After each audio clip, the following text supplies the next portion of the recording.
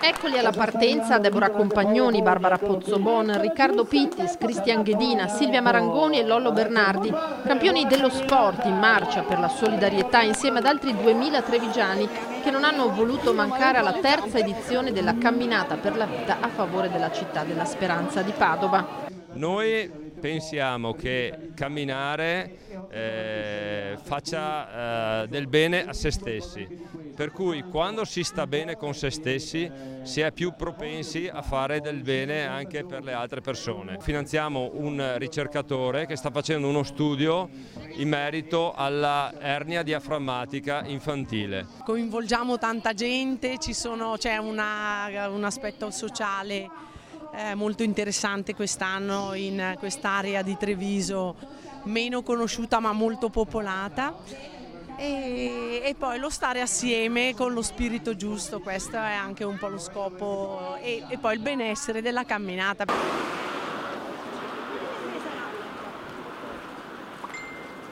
Una passeggiata inedita nei quartieri, da San Liberale a Santa Bona passando per San Paolo. Sono contenta che sia venuta fuori le mura della città perché così gli autisti non apprezzavano molto che bloccassero le strade. Questa occasione di vivere anche un po' la periferia ed alcuni luoghi che non devono solo essere dei dormitori mi sembra un'ottima idea. Della gestione, della sicurezza possiamo